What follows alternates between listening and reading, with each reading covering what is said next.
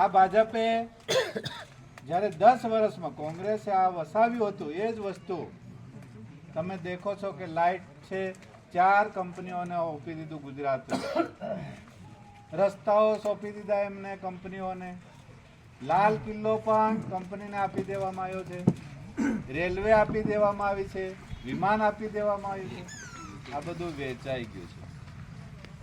અને હજી આ લોકો બીજું હમણાં 400 ને પાર એમને સીટો મળે તો 400 ને પાર સીટો લાયા પછી આ લોકો આપણને પણ આ બંધારણ બદલીને, જેવો મોદી છે ને, મોદી કેવો છે તમને ખબર છે?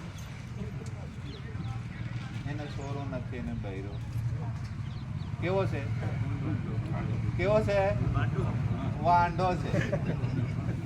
અને વાંઢો છે એટલે આપણને પણ વાંઢો કરવા માટે પાછો 400 પાર લેવાનો.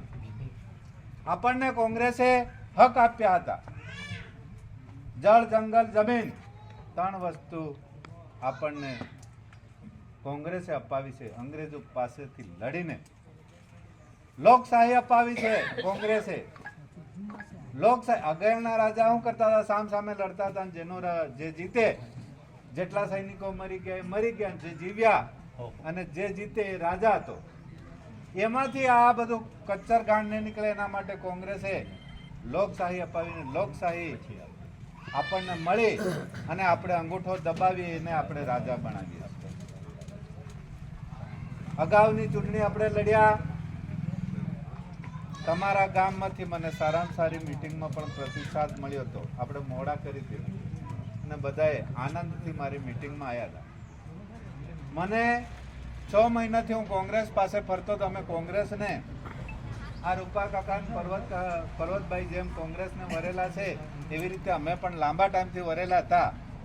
પણ આવી આ ભાજપની તાનાશાહી સરકાર જ્યારે બધું વેચી રહી હોય અને બંધારણ પણ બદલવા માટે આવી રહી હોય ત્યારે મને મારા મનમાં એમ થયું કે મારે પણ શિક્ષકની નોકરીમાં આખી જિંદગી બગાડવી નથી.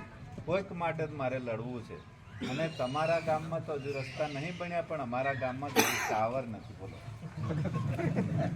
રસ્તા તો હું લડાઈ કરીને લાવ્યો છું હમણાં, પણ હજી ટાવર વગરના અમે છીએ. આવી પરિસ્થિતિ અમારી પણ કથળેલી છે. આ મારા ગામ માટે, મારા નજીકના વિસ્તાર માટે, અમારા સગાવાલાને અત્યારે કોઈ લાભ નથી. એકદમ તાનાશાહી અમારે. તો આ બધું દેખીને હું રાજકારણમાં આવ્યો છું. મારા માટે આવ્યો નથી. ને તો મારે તો નોકરીમાં 70,000 નો 80,000 નો પગાર ને હવે તો લાખનો થવાનો. લાખ રૂપિયા આવે મહિને. હું આરામથી ફરતો ચાલે ને. એક આ મકાન બનાવતો, એક પાછો લીમખેડામાં બનાવતો, ગોધરા બનાવતો, એક છોરો હતો. આરામથી કહું નહીં કહું. આ રાત દાડો મને આવા સપનામાં પણ એમાં થતું કે આજે દેશ વેચાઈ રહ્યો છે. અગે ઘણા બધા લોકો શહીદ ભગતસિંહની મેં હિસ્ટ્રી વાંચી હતી. એ યુવાનીમાં એમની સામે ગોળીઓ ખાઈને મર્યા છે. તો આપણે તો ગોળીઓ ખાવાની જરૂર નથી. તમે લાંબા ટાઈમથી કોંગ્રેસમાં છો અને મારી હાથે આમ આદમી પાર્ટી